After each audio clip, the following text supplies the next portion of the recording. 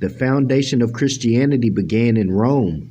The Roman nations founded the first church, of whom crucified Jesus of Nazareth for seeking to redeem his people from under the Roman yoke and law. Jesus himself was the true blood of the ancient Canaanites and Moabites and the inhabitants of Africa, seeking to redeem his people in those days from the pressure of the pale-skinned nations of Europe. Rome crucified him according to their law. Then Europe had peace for a long time until Muhammad I came upon the scene and fulfilled the works of Jesus of Nazareth. The holy teachings of Jesus was to the common people, to redeem them from under the great pressure of the hands of the unjust, that the rulers and the rich would not oppress the poor.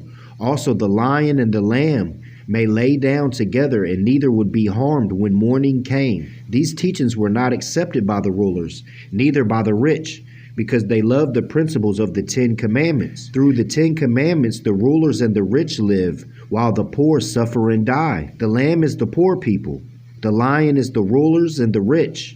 And through love, truth, peace, freedom, and justice, all men are one and equal to seek their own destiny and to worship under their own vine and fig tree, after the principles of the holy and divine laws of their forefathers. All nations of the earth in these modern days are seeking peace, but there is but one true and divine way that peace may be obtained in these days, and it is through love, truth, peace, freedom, and justice being taught universally to all nations in all lands. In all the cities of Arisa, Jesus taught.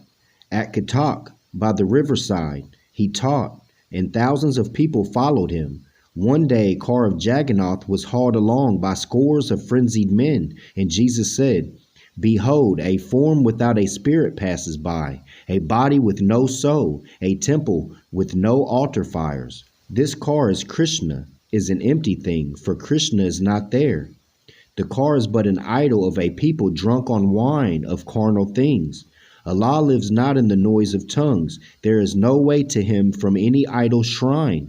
Allah's meeting place with man is in the heart, and in a still small voice he speaks, and he who hears is still.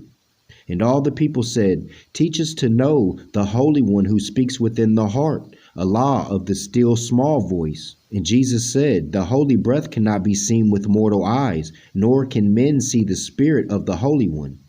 But in their image man was made. And he who looks into the face of man looks at the image of Allah who speaks within. And when man honors man, man honors Allah. And when man does for man, he does for Allah. And you must bear in mind that when man harms in thought or word or deed another man, he does a wrong to Allah. If you would serve the Allah who speaks within the heart, just serve your near of kin, and those that are no kin, the stranger at your gates, the foe that seeks to do you harm. Assist the poor and help the weak. Do harm to none, and covet not what is not yours. Then with your tongue the Holy One will speak, and he will smile behind your tears, will light your countenance with joy, and fill your hearts with peace. And then the people ask, "To whom shall we bring gifts? Where shall we offer sacrifice?" And Jesus said, "Our Father Allah asks not for needless waste of plants or grain or dove of lamb. That which you burn on any shrine you throw away. No blessing can attain the one who takes the food from hungry mouths to be destroyed by fire. When you would offer sacrifice unto Allah, just take your gift of grain or meat and lay it on the table of the poor. From it an incense will rise to heaven, which will return to you with blessedness. Tear down your idols. They can hear you not. Turn all your sacrificial altars into fuel for the flames. Make human hearts your altar, and burn your sacrifice with the fire of love." And all the people were entranced and would have worshipped Jesus as a god. But Jesus said, "I am your brother man, just come to show the way to Allah. You should not worship man. Praise Allah, the Holy One." I leave you in peace and love, brothers and sisters.